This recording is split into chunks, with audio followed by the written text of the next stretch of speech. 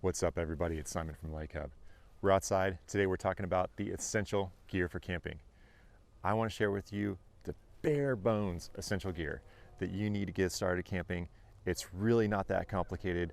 If you're feeling a little bit intimidated, if you're a beginner camper, I really want you to know we're going to keep it simple today, and you're going to come out of this video feeling empowered to go camping for the first time. So the three things that you need to cover when you're picking your gear for camping is your food, water, and shelter. All right? Those are the basics. Everything else you stack on top of that is all about comfort. And the more comfortable you want to be, the more gear you're going to have to pack, and the more gear you're going to have to buy. And when you get to the campsite, the more gear you're going to have to unpack and set up. And then when you go to leave, you're going to have to pack it all back up again. So if you just keep it simple, you'll get outside, you'll have a good time with some really basic gear. Don't overthink it. Food, water, shelter.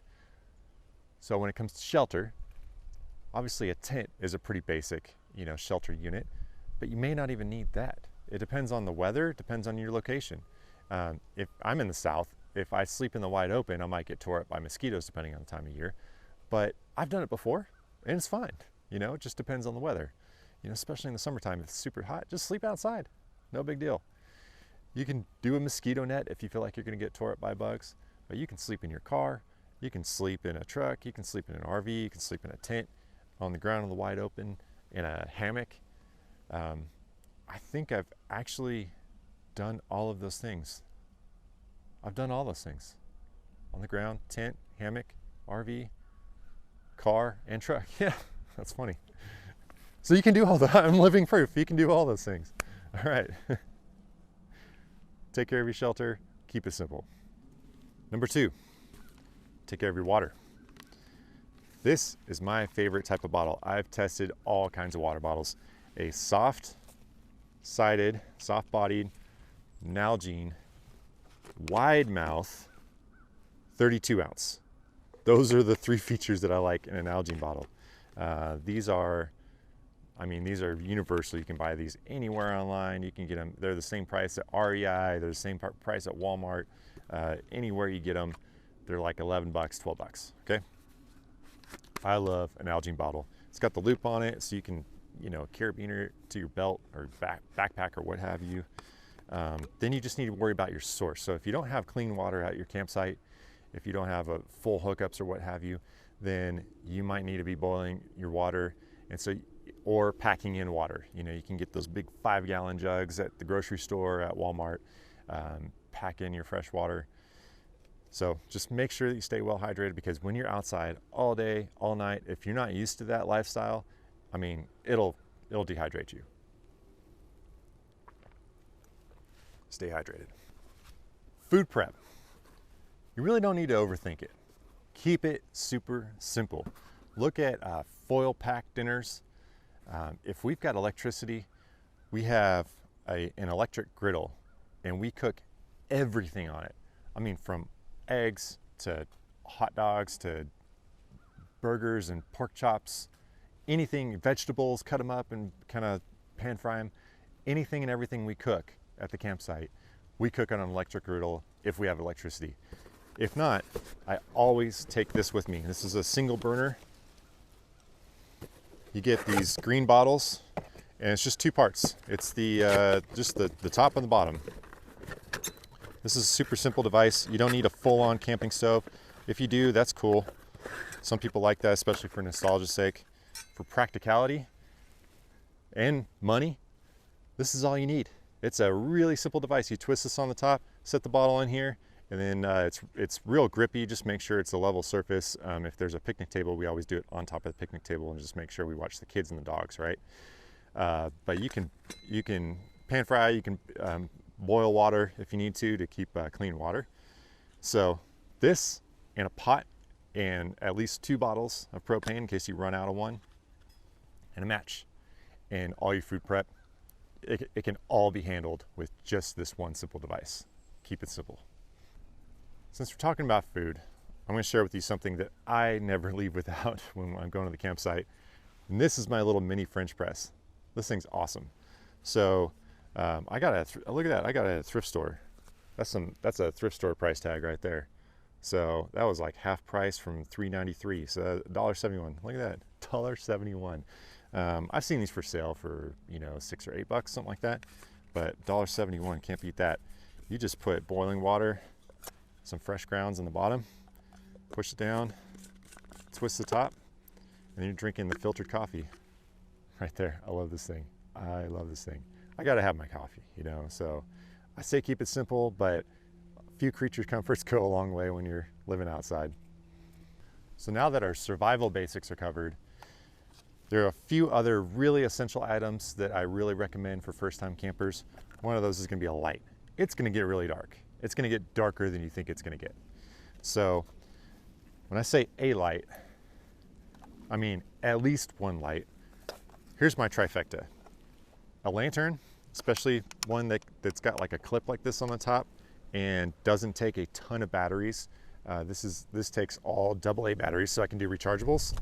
I used to have a lantern that did C batteries, and that just gets really expensive.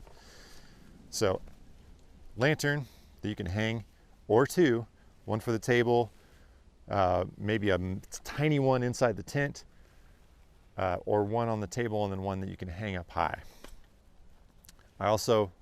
I never leave home without my headlamp.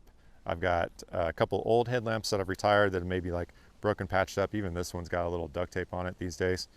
It's struggling, but it still works. This is a great headlamp. It's a nice, bright one. You can get them for really cheap, but I recommend going a little bit, just putting a little bit more money into a headlamp rather than getting any other gadgets and gear. Because when you're walking around in the pitch black, pop this thing on, I leave it on all night, right? And then a flashlight. I used to go with a big, heavy, old school flashlight. I don't do that anymore. Flashlight technology's come a really long way. This sucker is bright. This takes one AA battery. So I bring backups. This thing will go for hours and hours. I mean, this will go our entire trip on one battery. It's got 3 settings, super lightweight, fits in my pocket. It actually has step up and show you. It's got a double pocket clip here, so I can clip it on the front of my hat. And it works okay. Doesn't work as well as a headlamp, but it does work okay in a pinch. It's kind of a neat design. Really lightweight. This is a Phoenix E12. I'll put a link for that in the bio or in the description too, because this is a great little flashlight. So here's my trifecta: pocket flashlight, headlamp, lantern. We can talk about fire prep, but fire is non-essential to camping. That's a comfort thing. It's really nice to have. It's, you know, obviously it's nostalgic. It's great. Everybody loves a campfire. So that's why I'm mentioning it, but I don't really feel like it is absolutely bare bones essential to camping to have fire prep gear. I say that as somebody who really enjoys preparedness. So I'm really going out on a limb here, going outside my comfort zone.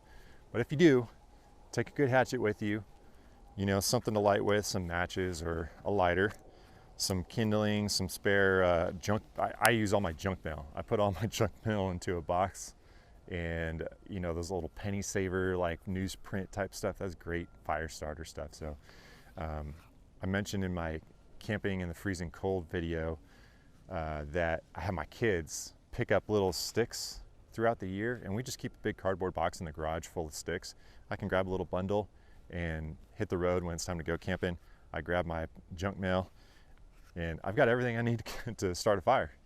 So one thing to think about with firewood, this is just kind of a word of caution, is that if you're traveling a long ways to your camp spot, to your final destination from your home, if you're packing in your firewood, you could be potentially bringing in new pests to those woods. So just be mindful of that.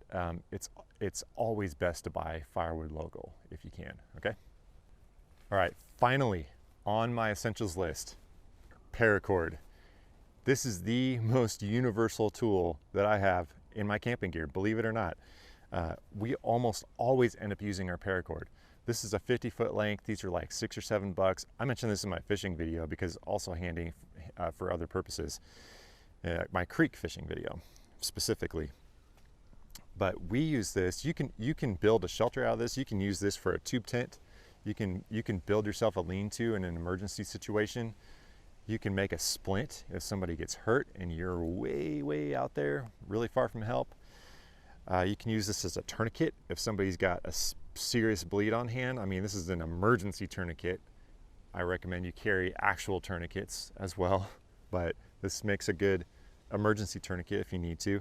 And we've got one of these set up for our dog leash. So I've got a loop on the end, and I just take his regular leash, I loop it through the handle, tie it to a tree, and now he's got a 50-foot range. He can cover our whole campsite, but he's leashed up. So paracord is awesome. I don't leave home without it. This goes in my essential camping gear.